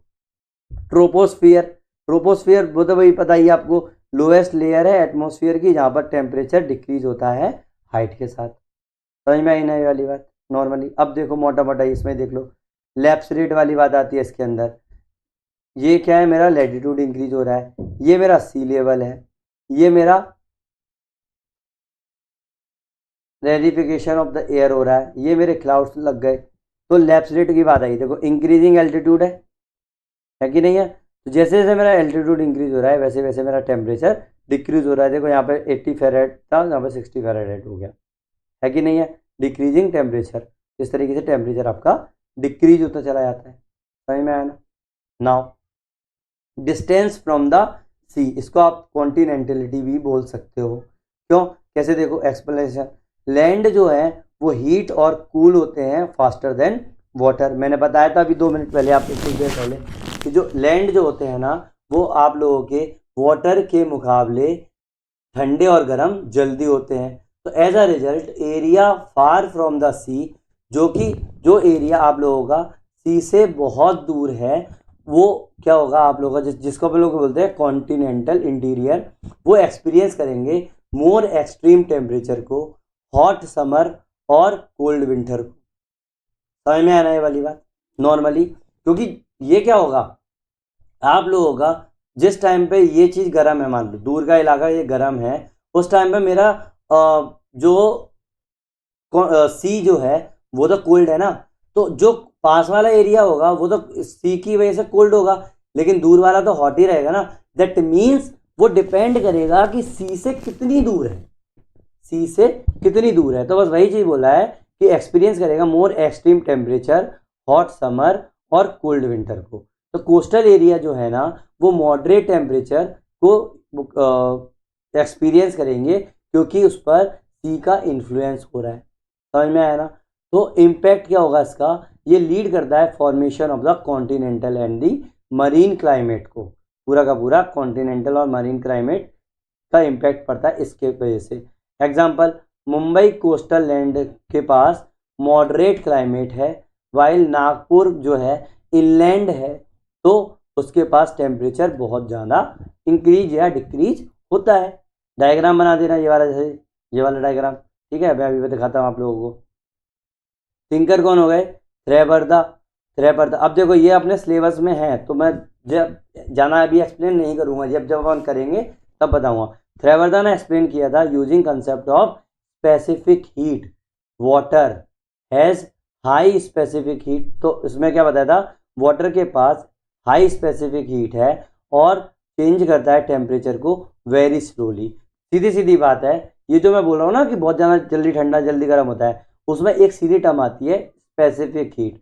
अगर आपकी स्पेसिफिक हीट हाई हो गई तो टेम्परेचर जो होगा वो टेम्परेचर की चेंज करने की स्पीड जो होगी वो स्लो होगी। अगर लो स्पेसिफिक हीट होगी तो वो टेम्परेचर चेंज करने की स्पीड जो होगी वो हाई होगी। कीवर्ड देख लो, थर्मल इंटीरिया, थर्मल इंटीरिया मतलब अंदर वाला, resistance to the temperature change, marine climate, mid climate near ocean, continental climate, extreme climate in the interior region. समझ में आने वाली बात। देखो इस तरीके से आप डायग्राम बना के आ सकते हो। समर, विंटर, रेंज जो हो गई 14 फेराइट, फेराइट में लिखा हुआ है 60 to 48। अब देखो ये मेरा क्या हो जाएगा, वार्म ओशन करंट है, वार्म ओशन करंट है, ये नाव चल रही है, वार्म प्रिवेलिंग विंड्स आएंगी यहाँ पर, ये जा रही हैं, तो ये क्या करेगा, इसको वार्म करने की कोशिश करेगा ना। ये तो इंटीरियर वाली बात हो गई। मैरीटाइम रीजन वार्मिंग इफेक्ट होगा यहाँ पर, जब ये वार्म होगा तो इसको वार्मिंग इफेक्ट देगा, सर्दियों की बात है। और कॉन्टिनेंटल इंटीरियर पर तो ये ज़्यादा पहुँच ही नहीं पा रही, तो ये कॉन्टिनेंटल इंटीरियर हो गया। तो देखो इस इलाके में समर में 62, 48, 14 हो गया, लेकिन इंटीरियर पर देखो कितना चेंजेस आ गए, 70, 28। तो रेंज कितनी हो गई, 42 डिग्री फ़ारेनहाइट की, मतलब इसकी रेंज कम हो गई, इसकी रेंज ज़्यादा हो गई। तो मतलब चेंजेस जो होंगे आप लोगों के इस पर डिपेंड करेंगे कि कॉन्टिनेंट से वो कितनी दूर है। कॉन्टिनेंट से पास वाले में चेंजेस जो है वो कम हुए, कॉन्टिनेंट से दूर वाले में चेंजेस जो हैं वो ज़्यादा हुए। समझ में आने वाली बात। ओशन करंट एंड विंड्स की बात करो, ओशन करंट एंड विंड की बात करो। ओशन करंट क्या होते हैं भाई, दो टाइप के होते हैं, एक होता है वार्म करंट, एक होता है कोल्ड करंट। जैसे गल्फ, वार्म करंट का मतलब हो गया एग्जाम्पल के तौर पे गल्फ स्ट्रीम। इसमें क्या होता है, इससे क्या होगा आप लोगों का, देखो अब आप बोलोगे कि ओशन करंट क्या होता है, मैं बताना भाई, ओशिनोग्राफी करेंगे ना अपन, तब अपन ये चीज देखेंगे डीप में। अभी आप मोटा मोटा ये समझ लो कि आप लोगों का पानी जो है, पानी जो है मैंने बताया ना अभी इससे पहले, स्पेसिफिक हीट के कारण जो वाटर है उस जो टेम्परेचर ज़्यादा टाइम तक रिटेन करता है तो वो खुद भी सर्कुलेट करेगा वर्टिकली, खुद भी सर्कुलेट करेगा वर्टिकली, ऊपर से ठंडे से गर्म, गर्म से ठंडे की तरफ आएगा। तो मतलब as compare to the land और दी अदर वाटर बॉडीज, ये वाला जो वो होगा वो कितना गर्म और कितना ठंडा है उस पर डिपेंड करता है। ये मैं आप लोगों को जब ओशनोग्राफी होगा तब और ज़्यादा एक्सप्लेन करूंगा, अभी आप मोटा मोटा बस ये समझो। तो वार्म करंट होते हैं और कोल्ड करंट होते हैं। अब एक बात बताओ कि अगर वार्म करंट होगा दैट मीन्स उसके आसपास का, उस पे आसपास का जो कोस्टल एरिया है वहां का टेम्परेचर कम होगा कि ज़्यादा होगा, द आंसर इज ज़्यादा होगा। सीधी सीधी बात है ना। तो इसका मतलब वार्म करंट जो होंगे वो आपके कोस्ट के एरिया के पास का जो टेम्परेचर होगा वो उसको रेज करेगा, उसको रेज करेगा, सीधी सीधी बात है। ऐसे ही जो कोल्ड करंट होंगे वो क्या होंगे, आपका टेम्परेचर जो होगा वो कम करेगा। और विंड जो है, मैंने विंड भी तो एक फैक्टर बताया ना, तो ऑन शोर विंड, ऑन शोर विंड का मतलब होता है जो हवा सी से लैंड की तरफ जा रही हो, कहाँ से, सी से लैंड की तरफ जा रही हो, ये लैंड है, ये सी है। तो अगर इधर की डायरेक्शन इधर होगी तो उसको क्या बोलते हैं, ऑन शोर विंड। और ऑफ शोर विंड क्या होंगी, जो लैंड से सी की तरफ आ रही हो, जो लैंड से सी की तरफ आ रही हो। ये जब मैं कल के वीडियोस में और ज़्यादा एक्सप्लेन करूंगा इस चीज़ को। तो from sea to land bring moisture and moderate temperature, sea से लैंड की तरफ जाएगी। अब अगर सी से लैंड की तरफ जा रही है तो क्या करेगी, ये मॉइस्चर और मॉइस्चर लेके जाएगी। इससे क्या होगा, आपका टेम्परेचर मॉडरेट हो जाएगा। और अगर आप लोगों का जो विंड लैंड से सी की तरफ जा रही होगी, दैट मीन्स जो टेम्परेचर होगा वो बहुत ज़्यादा होगा, क्योंकि इसमें मॉइस्चर नहीं है। एग्जाम्पल, वेस्टर्न यूरोप बहुत ज़्यादा वार्म है, expected warmer than expected due to the Gulf Stream and the westerlies. Westerlies और गल्फ स्ट्रीम के कारण वेस्टर्न यूरोप जो है वो काफ़ी गर्म है, जितना उसको होना चाहिए था उससे भी ज़्यादा। ठीक है, क्यों, क्योंकि गल्फ स्ट्रीम है। थिंकर देखो, जीसीयू लॉन्ग ने ओशन करंट जब कर रहे थे तो उस टाइम पे कोस्टल क्लाइमेटिक मॉडरेशन के बारे में बात की थी। कीवर्ड्स देख लो, thermohaline circulation, thermohaline circulation, वही चीज बोल रहा हूँ ओशन करंट की। Global movement of the ocean water due to the temperature and the salinity, due to the temperature and the salinity, उसको क्या बोलते हैं हम लोग, थर्मो हेलाइन सर्कुलेशन। ये सिर्फ आप लोगों को एक टीज किया गया है, ओशनोग्राफी में मैं ये आप लोगों को और अच्छी तरीके से समझाऊंगा। प्रिवेलिंग विंड, प्रिवेलिंग विंड क्या होते हैं, dominate wind, dominant wind pattern like trade wind and westerlies. Heat transfer की बात करूं तो movement of the heat from one region to another via air और वाटर, एयर और वाटर के द्वारा जो होगी। समझ में आने वाली बात। मोटा मोटा ये देखो, ये ओशन करंट है, मोटे मोटे जो रेड दिखाई दे रहे हैं ना, वो आप लोगों को क्या है, हॉट करंट है। जो आप लोगों को ग्रीन या ब्लू दिखाई दे रहे हैं वो आप लोगों के कोल्ड करंट है। वो ब्लू दिखाई दे रहे हैं वो आप लोगों के कोल्ड करंट है। ये आप लोगों के जो ब्लैक भी है ना, वो भी आप लोगों का क्या है, हॉट करंट है। समझ में आई ना ये वाली बात। ये मैं जब ओशनोग्राफी बताऊंगा तब आप लोगों को बताऊंगा। समझ में आई ना। Now slope, shelter and aspect, slope, shelter and aspect. अब देखो स्लोप से क्या इफेक्ट पड़ता है, स्लोप, स्टीप स्लोप जो होंगे ना, वो आप लोगों को हीट लूज जल्दी करेगी और कूल भी जल्दी हो गया। भाई स्टीप स्लोप है, मान लो इस तरीके का स्लोप दे दिया तो डायरेक्ट क्या होगा, एकदम से जहाँ से एकदम से हीट हो जाएगी वो हो जाएगी। जेंटल स्लोप जो होगा ना, वो धीरे धीरे हीट लेगी और धीरे धीरे क्या होगा, आप लोगों का कोल्ड होगा। दैट मीन्स स्लोप पर डिपेंड करेगा। स्टीप स्लोप जो होगी वो हीट क्विकली करेगा और कोल्ड भी क्विकली करेगा। जेंटल स्लोप जो होगा वो रिटेन करेगी हीट को लॉन्गर टाइम के लिए। वही एंगल ऑफ इंसिजन हो गया, क्योंकि एकदम से तो जाना आया, एकदम से निकाल देगी, एकदम से छोड़ देगी। एस्पेक्ट्स क्या हुए, नॉर्दर्न हेमिस्फीयर के अंदर साउथ फेसिंग स्लोप जो है, नॉर्दर्न हेमिस्फीयर के अंदर जो स्लोप साउथ को फेस कर रहा है वो रिसीव करेगा मोर सनलाइट, वो रिसीव करेगा more sunlight than and warmer, बहुत ज़्यादा आर वार्मर। ऑब्वियस ही बात है, जो स्लोप जो है अगर साउथ फेसिंग होगा तो क्या होगा, ज़्यादा होगा, और नॉर्थ फेसिंग स्लोप जो होगा वो कोल्डर होगा नॉर्दर्न हेमिस्फीयर के अंदर। एंड वाइसा वर्सा, सदर्न हेमिस्फीयर के अंदर नॉर्थ फेसिंग स्लोप जो होगा वो रिसीव करेगा लेस, नॉर्थ फेसिंग स्लोप जो होगा वो रिसीव करेगा मोर सनलाइट को और वो होंगे वार्म, और जो साउथ फेसिंग स्लोप होगा वो कोल्डर होगा। समझ में आया ना ये वाली बात। नाउ शेल्टर, वैली जो है, वैली जो है वो ट्रैप करेंगी कोल्ड एयर को, है कि नहीं, कोल्ड एयर को, स्पेशली नाइट के अंदर, leading to the temperature inversion. अब देखो टेम्परेचर इन्वर्जन क्या होता है वो मैं कल के वीडियो में बताऊंगा। Where lower layer are colder than the upper layer, lower layer जो है ना वो अपर लेयर से कोल्डर होती है। वो जब ये इन्वर्जन होगा ना वो मैं आपको कल बताता हूँ। अभी आप बस मोटा मोटा समझ लो कि वैली जो है वो ट्रैप करती है कोल्डर एयर को स्पेशली नाइट के अंदर, जिससे आप लोगों का टेम्परेचर इन्वर्जन हो रहा है। एग्जाम्पल, एप्पल ऑर्चार्ड्स जो हैं हिमाचल के अंदर are planted on the south facing slope for better sunlight. South facing slope के अंदर हम लोगों को एप्पल के ऑर्चार्ड्स है ना वो हम लोगों को साउथ फेसिंग स्लोप पर प्लांट करने पड़ते हैं, जिससे आप लोगों को अच्छी सनलाइट मिल पाए। ठीक है, डायग्राम अभी मैं बताता हूँ जिस तरीके से बनाएंगे स्लोप वगैरह। थिंकर कौन है इसके, स्ट्राचलर, इनने डिस्कस किया micro climates created by the slope and aspect. Keywords कौन से यूज करोगे इसमें?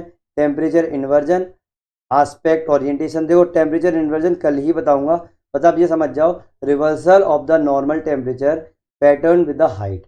मतलब आप लोगों को मोटा मोटा पता है, मैंने बताया था कि हाइट बढ़ने के साथ साथ आप लोगों का टेम्परेचर कम होता है, लेकिन अगर बीच में अगर ऐसी लेयर आ गई कि हाइट बढ़ने के साथ साथ मेरा टेम्परेचर बढ़ गया, फिर तो उसको क्या बोलूँगा? ये तो रिवर्स हो गई ना बात, तो रिवर्सल ऑफ द टेम्परेचर वाली बात हो गई। आस्पेक्ट ओरिएंटेशन मतलब direction of the slope face की बात कर रहा है, जो कि अफेक्ट कर रहा है सनलाइट रिसीव को। माइक्रो क्लाइमेट की अगर मैं बात करूं, localised climate different from the surrounding area, है कि नहीं? देखो नॉर्मली ये मेरा क्या है? साउथ फेसिंग स्लोप है, साउथ फेसिंग स्लोप है, इधर से देखो मेरा ये आ रहा है, ठीक है? तो मेरा ज़्यादातर कहाँ से लाइट आएगी? यहीं इधर ही तो रहेगी हमेशा, है कि नहीं? इधर ही तो रहेगी, तो मेरा इंसोलेशन क्या होगा? यहीं पे तो ज़्यादा होगा, है कि नहीं है? इधर कम होगा, इसीलिए हम लोग साउथ नॉर्दर्न हेमिस्फीयर है ये, नॉर्दर्न हेमिस्फीयर के अंदर मेरा जो, अब देखो ये बना हुआ है नॉर्दर्न हेमिस्फीयर के अंदर, ये जा रहा है, तो जितना भी अगर साउथ फेसिंग तो रहेगा, तो यहाँ पर मेरा इंसोलेशन हो गया, तो इस तरीके से बनाया ना। Second is temperature inversion. देखो ये मेरा यहाँ पर क्या हो जाएगी? कोल्ड एयर जो होगी वो ट्रैप हो जाएगी यहाँ पर, ये कोल्ड एयर, सॉरी इस तरीके से लिख देता हूँ, बहुत गंदा लग रहा है ये, कोल्ड एयर यहाँ पर क्या हो गई? ट्रैप हो गई, क्योंकि नीचे आ गया ना, तो reservoir of the cold air at the valley bottom. समझ में आया? इस तरीके का डायग्राम बना के आ सकते हो। Now natural vegetation and soil. Natural vegetation से भी तो इफेक्ट पड़ता है टेम्परेचर का, मतलब फॉरेस्ट जो होता है ना वो कूल करता है एयर को थ्रू शेड, क्योंकि फॉरेस्ट में क्या होता है? छाँव आ गई। एंड इवेपोट्रांसपायरेशन, रिलीज इवेपोट्रांसपायरेशन क्या होता है? जो आपका फॉरेस्ट जो होगा वो आप लोगों का मॉइस्चर जो होगा उसको रिलीज करेगा, तो उससे आप लोगों को क्या होगा? थोड़ा सा ठंडा होगा। बेयर लैंड जो होते हैं, मतलब जहां पर आप लोगों के ट्री बहुत कम होंगे, वो जगह आपकी क्या होगी? बहुत जल्दी से आप लोगों की हीटअप होगी, और कम मॉइस्चर जो होगा वहां पर रिटेन होगा, है कि नहीं? Retain less moisture. मान लो यहाँ पर एक पेड़ है, यहाँ लगा हुआ है, तो यहाँ पर छाँव आ गई, यहाँ पर तो टेम्परेचर कम होगा। अगर दूर दूर पेड़ होंगे तो छाँव कम जगह पर होगी, तो यहाँ पर वो हो जाएगी, वही वाली बात है। सॉइल क्या होगी? देखो डार्क सॉइल जो होगी ना वो एब्जॉर्ब करेगी ज़्यादा हीट को, लाइट कलर सॉइल जो होगी ना या फिर सैंडी सॉइल जो होगी ना वो रिफ्लेक्ट कर देगी हीट को। आपको ये तो पता ही होगा कि जो सनरे होती हैं वो डार्क डार्क जो कलर होता है वो सनरे को एब्जॉर्ब करता है, तो बस वही है कि डार्क सॉइल जो होगी वो एब्जॉर्ब करेगी हीट को, और लाइट कलर्ड या फिर सैंडी सॉइल जो होगी वो रिफ्लेक्ट करेगी ज़्यादा, तो इसका मतलब वो ठंडी होगी। तो मॉइस्ट सॉइल जो होगी ना वो ठंडी रहेगी हमेशा, क्योंकि इवेपोट्रांसपायरेशन हो रहा है कि नहीं है? Now example, forested region in the Western Ghats are cooler than the surrounding plains. Obvious सी बात है, वेस्टर्न घाट के अंदर जो फॉरेस्टेड रीजन है ना वो ठंडे हैं सराउंडिंग प्लेस से। एग्जांपल थॉर्नवेट का ही एग्जांपल है, उन्होंने लिंक किया था वेजिटेशन को क्लाइमेट के साथ, जिससे कंट्रोल हो रहा है पूरा का पूरा मॉइस्चर बैलेंस, है ना? कीवर्ड एल्बिडो ले लो। अब देखो ये जो रिफ्लेक्ट वाली बात चली है ना उसका मतलब होता है एल्बिडो इफेक्ट, मतलब आप लोगों के पास जो भी आप लोगों का जो जिसमें आप इस तरीके का अगर सरफेस हुआ, खदड़ा अगर सरफेस हुआ, तो वो एल्बिडो कम होगा, मतलब जितनी चमक होगी उसका एल्बिडो इफेक्ट उतना ही ज़्यादा होगा। दैट मीन्स आइस का एल्बिडो इफेक्ट मैक्सिमम होगा। तो रिफ्लेक्टिव मतलब वही वाली चीज़ है, आपका मिरर वाली बात होगी, वो रिफ्लेक्ट कर देता है ना। तो reflective of the reflectivity of the surface, मतलब हायर एल्बिडो का मतलब होता है मोर रिफ्लेक्शन होगा, लेस हीट होगी। समझ में आया? इवेपोट्रांसपायरेशन दूसरा कीवर्ड है। Combined water loss from the soil and plants. Soil heat capacity की अगर बात करें तो ability of the soil to store and release the heat is called the soil heat capacity. समझ में आने वाली बात? अभी अपना जो वीडियो है वो काफ़ी लंबा हो गया, तो अपन उसको यहीं पे फिनिश करते हैं। होमवर्क में आप लोगों को क्या करना है? फ्लो चार्ट्स बताने हैं और टॉपिक बताने हैं, और इस टॉपिक के अंदर मैं थोड़े से डायग्राम और देख लेना, मैंने जितने हो सकते थे उतने बता दिए, ठीक है? हैंडमेड डायग्राम बनाओ, ठीक है? एक PYQ कर लो, एक क्वेश्चन अटेम्प्ट करो, अगर नहीं है कोई भी आप माइंड से बनाओ और लिख दो। चलो क्वेश्चन ये है, what are the factors which controls the temperature on the earth surface and why the insulation नहीं I am sorry and why our earth does not ये काफ़ी लंबा हो जाएगा ये चीज़ क्वेश्चन, आप इतना ही कर लो बस, अर्थ सरफेस, क्योंकि बहुत ज़्यादा लंबा हो जाएगा। मैं नहीं चाहता 20 मार्क्स का, इतना इसकी औकात नहीं है इस टॉपिक की कि इसको अपन इतना 20 मार्क्स का क्वेश्चन तैयार करें। समझ में आने ये वाली बात आ गया ना। Next video will also be on the temperature second, जिसमें हम लोग टेम्परेचर इन्वर्जन के बारे में डिस्कस करेंगे। ठीक है, टॉपिक 2B हम लोगों का नेक्स्ट वीडियो होगा। याद रखना, no overload of the information, no underload of the information. मैं ज़्यादा नहीं बताने वाला। हाँ, 2 वीडियो से जो लोग फॉलो कर रहे हैं वो सोच रहे होंगे अरे सर ये तो आता ही नहीं है, आप इतना क्यों बता रहे हैं। भाई अगर मैं नहीं बताऊंगा तो आप लोगों को कंसेप्ट क्लियर ही नहीं होगा, आपको रट्टाफिकेशन नहीं करना ना, कंसेप्ट समझना, उसी के बाद तो आप लोग मेंस में आंसर लिख पाओगे। मैंने सीधा सीधा अगर आप लोगों को बता दिया होता कि टेम्परेचर का इफेक्ट लैटिट्यूड, लॉन्जिट्यूड, अल्टीट्यूड पर होता है नॉर्मली, आप लोगों को पता ही नहीं कि लैटिट्यूड क्या होता है, तो कहाँ से आप लोग बता पाओगे। टेम्परेचर इन्वर्जन में आप लोगों का अल्टीट्यूड पे इफेक्ट पड़ता है, तो अल्टीट्यूड आपको पता ही नहीं है तो कैसे होगा। तो इसीलिए आप लोग उतना ही करेंगे जितना जरूरी है, और आप लोगों के नोट्स वैसे ही आप लोगों को तैयार करने हैं। तो लास्ट पर हम लोग आ गए वही चीज़, लाइक करो, शेयर करो, सब्सक्राइब करो, लेकिन कब, जब आप लोगों को लगे कि मैंने आप लोगों को 1% भी हेल्प की है। ठीक है, अगर आप लोग नहीं लगता कि मैंने थोड़ी भी हेल्प की है तो डू नॉट लाइक, सब्सक्राइब और एनीथिंग। ठीक है, तो थैंक यू वेरी मच, मिलते हैं नेक्स्ट वीडियो में।